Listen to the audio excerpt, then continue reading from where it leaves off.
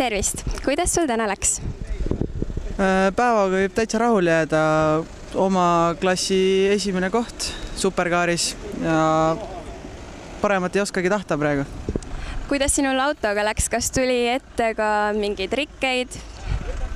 Eks neid võistlussituatsioone oli küll, aga midagi konkreetset hullu nagu õnneks ei olnud. Et hästi läks.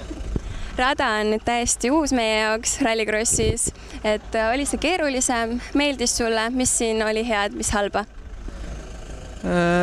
Rada meeldis, nagu näha, esimene koht ikkagi ja ma ei oska mitte ühtegi paha sõna öelda, et ma arvan, et üks kõva rada ikka Euroopas oleks ka üks hea etapp siin korraldada. Kuidas kuumusega vastu pidasid? Kuum oli, aga elame veel. Super, aitäh sulle!